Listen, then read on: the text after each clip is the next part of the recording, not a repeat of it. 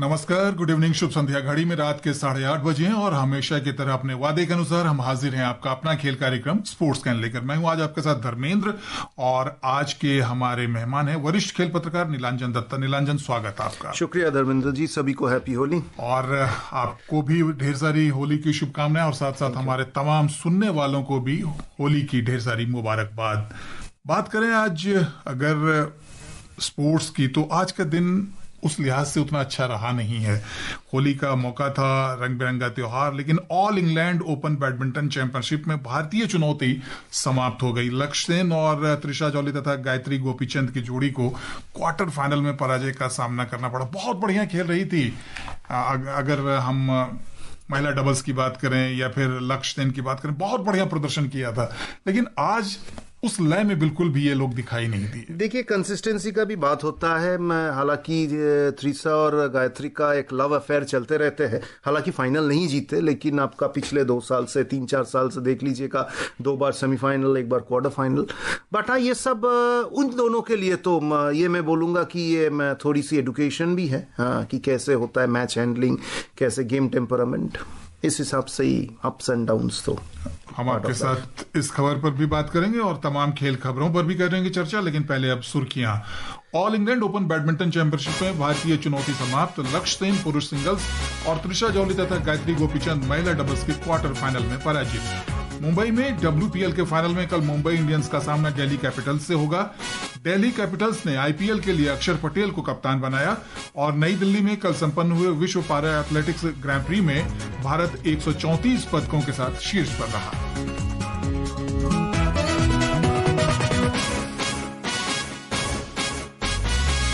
तो शुरुआत निश्चित रूप से बैडमिंटन से, क्योंकि बर्मिंघम में ऑल इंग्लैंड बैडमिंटन में भारत की चुनौती, जैसा हमने आपको बताया, कि समाप्त हो गई है। पुरुष सिंगल्स में आज लक्ष्य सेन को चीन के ली शी फेंग ने हराया। उधर महिला डबल्स में त्रिशा जॉली और गायत्री गोपीचंद को चीन की तैन निंग और लिu शेंगशू के हाथों शिकस्त झेलनी पड़ी। सुनते हैं पहले ये रिपोर्ट।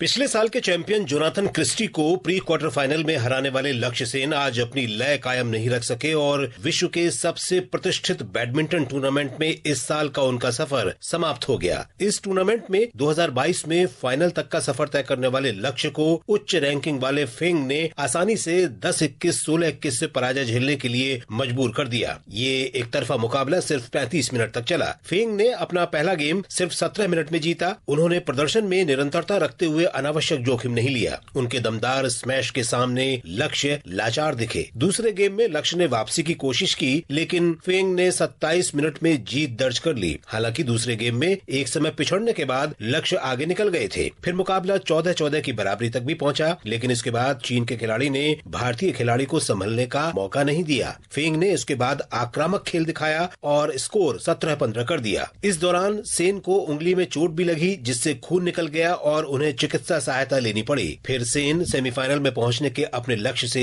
चूक गए। उधर महिला डबल्स में त्रिशा जॉली और गायत्री गोपीचंद भी क्वार्टर फाइनल हार गईं। त्रिशा और गायत्री की जोड़ी चीन की दूसरी वरीयता प्राप्त लिu शेंगशू और तान निंग का मुकाबला नहीं कर सकी। पहले गेम में दोनों जोड़ियों के बीच थोड़ा संघर्ष देखने को मिला, लेकिन भारतीय जोड़ी 14-21 से पराजित हो गई। दूसरे गेम में चीनी जोड़ी ने भारतीय जोड़ी को टिकने का मौका ही नहीं दिया और आसानी से 21-10 से जीत हासिल कर सेमीफाइनल में जगह बना ली। Vishal Sharma, sports can.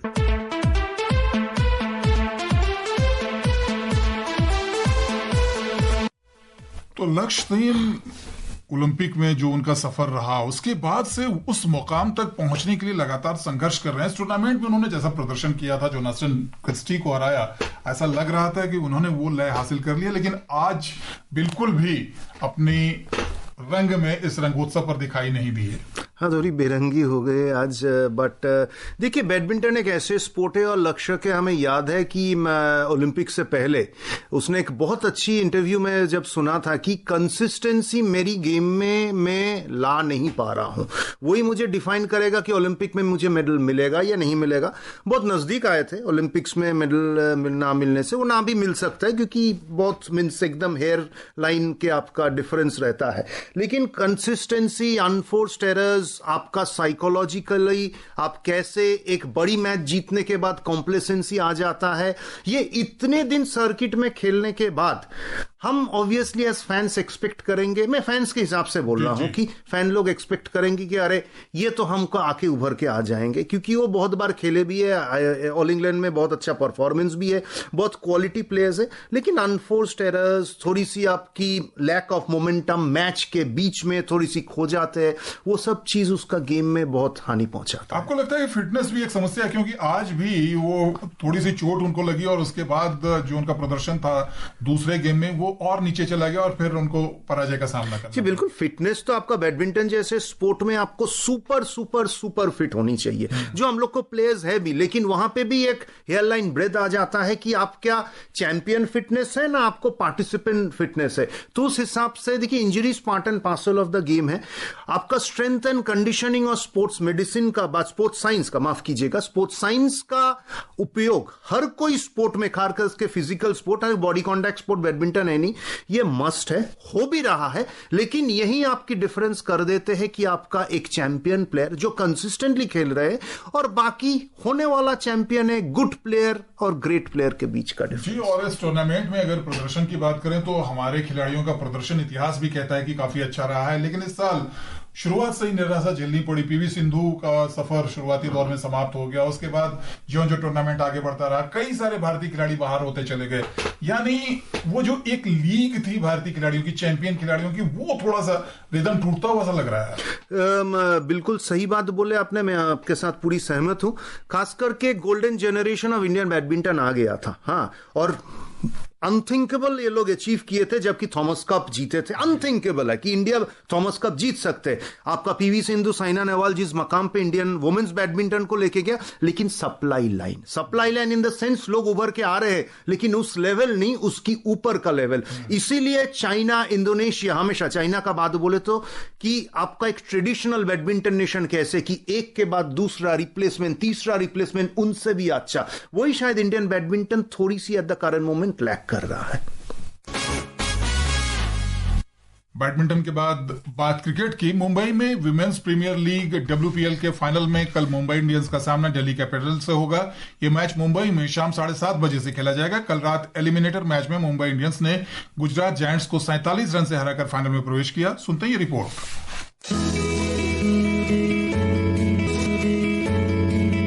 Net Sciver Brunt और हेली मैथ्यूज के ऑलराउंड खेल के दम पर मुंबई इंडियंस कल होने वाले फाइनल में खिताब का सूखा खत्म करने के लिए तैयार है। उसे खिताब का प्रबल दावेदार माना जा रहा है। मुंबई की साइवर ब्रंट अब तक इस सीजन में 493 रन बनाने के साथ साथ 9 विकेट ले चुकी है। वहीं हेली मैथ्यूज ने 17 विकेट लेने के साथ 304 रन बनाए हैं। साइवर अभी बल्लेबाजी और हेली गेंदबाजी तालिका में शीर्ष पर है। अगर ये दोनों अपना शानदार प्रदर्शन जारी रखते हैं तो फिर मैग लैनिंग की अगुवाई वाली दिल्ली की टीम के लिए पहली बार चैंपियन बनना आसान नहीं होगा। दिल्ली की टीम ने बेहतर नेट रन रेट के आधार पर फाइनल में सीधे प्रवेश किया है। मुंबई की बल्लेबाजी काफी मजबूत है और दिल्ली के गेंदबाजों को उनसे पार पाने के लिए अपना सर्वश्रेष्ठ प्रदर्शन करना होगा। कप्तान हरमनप्रीत कौर की फॉर्म में वापसी भी मुंबई के लिए अच्छा संकेत है। दिल्ली की तरफ से अभी तक स्पिनर जेन जोनासन और भारत की अनुभवी तेज गेंदबाज शिखा पांडे ने अच्छा प्रदर्शन किया है। इन दोनों ने 11 विकेट लिए हैं। मुंबई के बल्लेबाजों को इन दोनों से सतर्क रहना होगा। दिल्ली के लिए बल्लेबाजी में शिफाली वर्मा की पावर प्ले में बल्लेबाजी महत्वपूर्ण होगी। उनके अलावा दिल्ली की तरफ से लैनिंग ने भी अच्छी बल्लेबाजी की है। उन्होंने अभी तक 263 रन बनाए हैं। ऐसे में फाइनल के रोमांचक रहने की पूरी उम्मीद है। सरफिरोजी, स्पोर्ट्स स्कैन।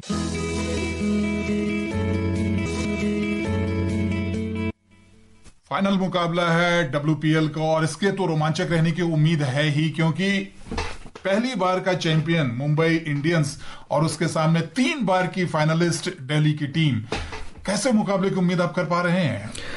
देखिए, जो इस बार का अभी तक जो रोड टू द फाइनल हुआ है, मुंबई इंडियंस अपना एक्सप्लोसिव बैटिंग लाइनअप के ऊपर डिपेंड कर रहा है और दिल्ली कैपिटल्स उनका बॉलिंग, खास करके ओशिका पांडे और जेस जोनासन जो है, इन दोनों के ऊपर ज्यादा डिपेंडेंट है। उस हिसाब से लास्ट टाइम दोनों टीम्स जब खेले थे 123 में ये स्टैट्स लेके आया। मुंबई इंडियंस सिमट गए थे। हालांकि top order of Mumbai Indians बहुत ही गुड फॉर्म पे है। आपका Nat Sciver Brunt 493 run, Hayley Matthews 304। सबसे बड़ी चीज the X factor of this match मेरे लिए हरमनप्रीत कौर, हाँ, world class player. I believe India's best ever player women's cricket में। मैं किसी को छोटा नहीं करना चाहता, हाँ, फॉर्म पे आ रही है, तो उसकी एक्स फैक्टर शायद मुंबई इंडियंस की तरफ थोड़ी सी टिल्ट करते हैं। बिग मैच प्लेयर हरमन हमेशा रहा। लेकिन दिल्ली कैपिटल्स की अगर बात करें तो शेफाली वर्मा, बड़ी उम्मीद, ढेर सारा प्रदर्शन भी उन्होंने किया है, कमाल का प्रदर्शन भी किया है।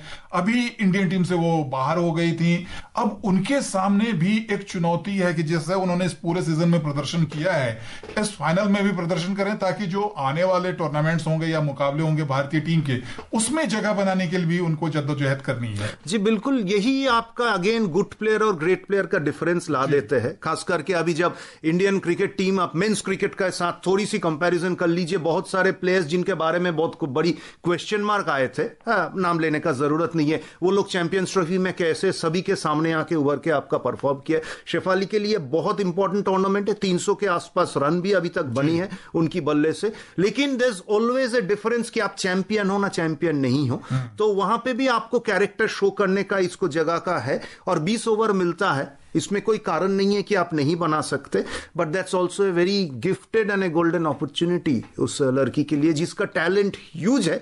बीच में लोगों का मीन्स जो उनके ऊपर जो ये था, व्हाट डू यू से, ट्रस्ट था, थोड़ी सी कम हो गई थी, थोड़ी सी इनकंसिस्टेंसी था, तो इस बार कंसिस्टेंसी रहा है। One more match to go. जी, उधर दिल्ली कैपिटल्स ने अक्षर पटेल को इंडियन प्रीमियर लीग आईपीएल के आगामी सत्र के लिए अपना कप्तान नियुक्त किया है। वो ऋषभ पंत की जगह लेंगे, जो मेगा नीलामी से पहले फ्रेंचाइजी से बाहर हो गए थे। भारत की चैंपियंस ट्रॉफी की जीत में अहम भूमिका निभाने वाले 31 वर्षीय अक्षर 2019 में दिल्ली कैपिटल्स से जुड़े थे और फ्रेंचाइजी ने उन्हें 16.5 करोड़ रुपए में अपनी टीम में बरकरार रखा था। अक्षर को आईपीएल में कप्तानी का सीमित अनुभव है, लेकिन उन्होंने घरेलू क्रिकेट में गुजरात की कप्तानी की है। वो इस साल के शुरू में भारतीय 2020 टीम के उप कप्तान भी नियुक्त किए गए थे। उधर तेज गेंदबाज जसप्रीत बुमराह के इंडियन प्रीमियर लीग आईपीएल 2025 के शुरुआती दौर के मैचों में नहीं खेलने की संभावना है। मुंबई इंडियंस से खेलने वाले बुमराह अभी भी पीठ के निचले हिस्से की चोट से उबर रहे हैं। चोट के कारण वह जनवरी से ही प्रतिस्पर्धी क्रिकेट से बाहर हैं।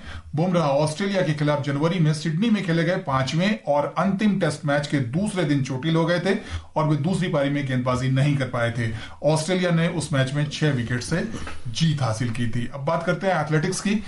नई दिल्ली में कल संपन्न विश्व पैरा एथलेटिक्स ग्रां प्री में भारत का दबदबा रहा। भारत कुल 134 पदकों के साथ शीर्ष पर रहा। भारत ने 2028 तक हर साल ग्रां प्री की मेजबानी के लिए विश्व पैरा एथलेटिक्स के साथ 4 साल का अनुबंध किया है। सुनते हैं रिपोर्ट।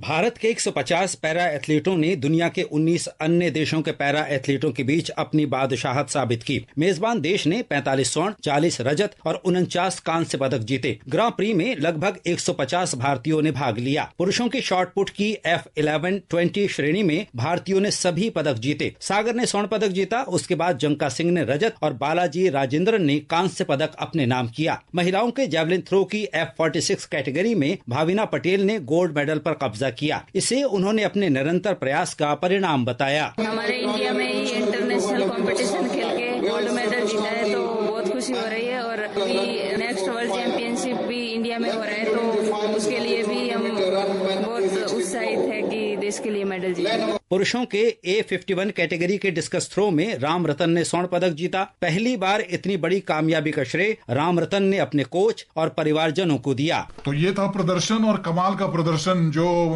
हमने पेरिस पैरालंपिक्स में प्रदर्शन किया, उसी को आगे कंटिन्यू किया है। एक सोशल रिवोल्यूशन हो रहा है कि हर फेजेस ऑफ द सोसाइटी से हर कोई लोग आके आजकल स्पोर्ट पे एंगेज कर रहे हैं। जी, और उधर फुटबॉल की बात करें तो मैनचेस्टर यूनाइटेड ने ओल्ड ट्रैफर्ड में रियल सोसिएदाद को 4-1 से हराकर यूरोपा लीग के क्वार्टर फाइनल में जगह बना ली है। ब्रूनो फर्नांडिस ने इस सीजन की पहली यूरोपा लीग हैट्रिक लगाई, जिससे यूनाइटेड ने लगातार 5वीं बार इस टूर्नामेंट के अंतिम 16 के दौर में जीत दर्ज की। और घड़ी की सुइयां कह रही है आज के हमारे स्पोर्ट्स कार्यक्रम का समय समाप्त हो रहा है।